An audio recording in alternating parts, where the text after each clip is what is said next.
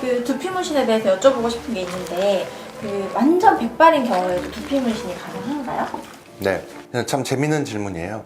왜냐면 제가 한 10여 년 전에 두피 문신 관련해서 전 세계적으로 아무 논문도 하나도 없을 때부터 해서 연구를 하고 논문을 쓰고 이 두피 문신을 많이 했는데요.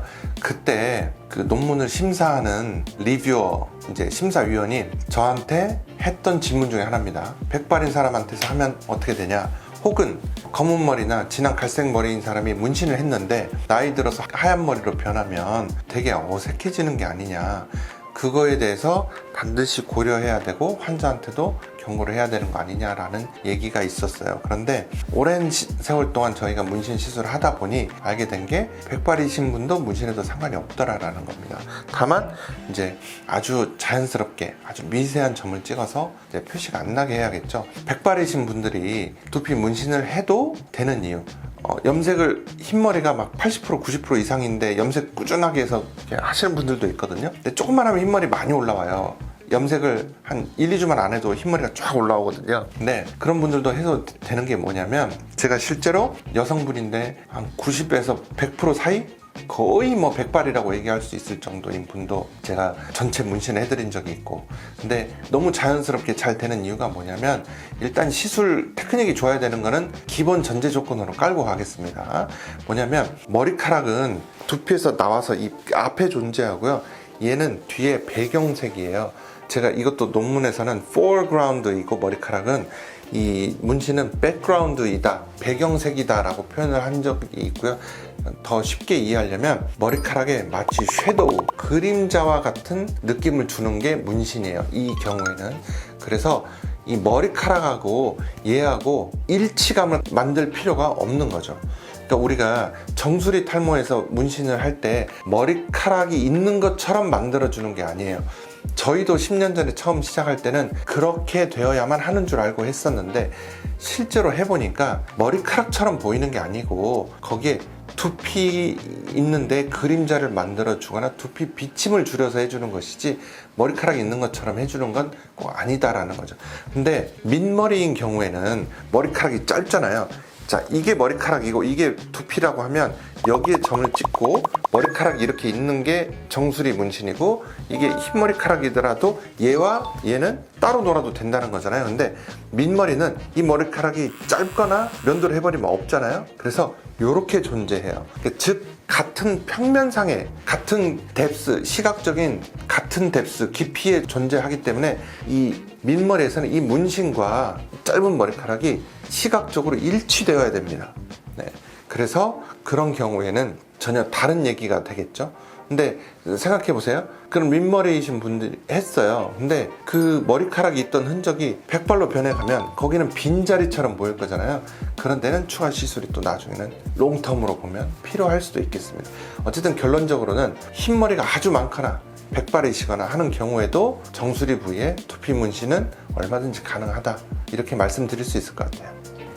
그 원장님이 민머리 두피 문신 하신 걸 보면 엄청 자연스럽던데 노하우가 따로 있으세요? 민머리 두피 문신은 제가 문신 교과서, 모발이식 분야의 교과서에 쓸 때 또 논문에서도 얘기했던 건데요. 문신이 자연스러우려면 4대 조건이 있습니다.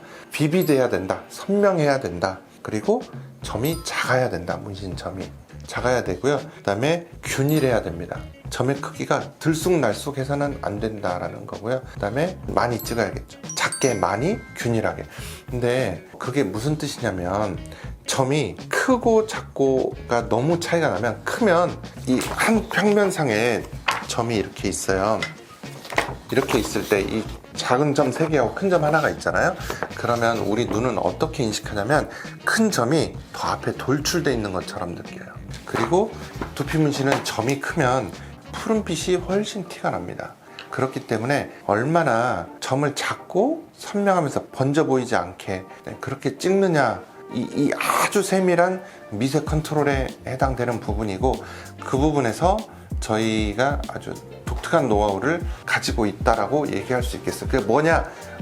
그건 기술적인 내용이니까 시크릿으로 남겨놓고 말씀드릴 수는 없지만 하여튼 거기에 핵심이 있다라고 말씀드릴 수 있고, 또 하나는 두피 타입을 잘 이해해야 되는 것 같아요. 두피가 두꺼운지 얇은지, 지방층이 많은지, 진피층이 두꺼운지, 지루성 두피염이 있는지, 염증성 두피인지, 그냥 평범한 두피인지, 탄성력이 높은지, 아니면 탄성력이 낮은 두피인지, 남자인지 여자인지에 따라서 이 미세한 차이가 있습니다. 그래서 이거는 교과서적으로 아니면 글씨로 말로 설명하기가 좀 어려운 부분이고, 이 손의 감각과 경험으로 10년 이상 오랫동안 하면서 터득한 노하우라고 볼 수 있을 것 같아요. 그리고 또 하나 강조하고 싶은 것은요, 요즘에 어디라고 얘기하기는 좀 그렇지만 어쨌든 요즘에 보면 문신을 되게 강렬하고 진하게 하시는 민머리에서도 그런 경우들을 많이 보거든요. 근데 저는 말씀드리고 싶은 게, 지금의 모습에 어울리는 문신이 있고요, 앞으로 20년, 30년 가도 자연스러워야 되거든요. 문신은 한번 찍으면 그걸로 평생 가거든요. 근데 지금 가령 나이가 한 35, 40이신 분이 심한 탈모로 인해서 민머리 두피 문신을 하셨다. 근데 이분은 그 모습으로 70살이 돼도 80살이 돼도 살아야 되거든요. 70, 80이 됐을 때 정말 검게 윤기나고 굵고 막 그런 모발을 가지고 있는 사람이 많지 않습니다. 그래서 이 문신도 그런 나이 들어서도 자연스러울 만한, 그러니까 점점 얇아지고 힘이 없어지는 머리카락의 그 시간의 흐름, 긴 시간에서도 자연스러움을 유지하고 남들에게 비춰질 수 있는 모습을 고민해 봐야 된다.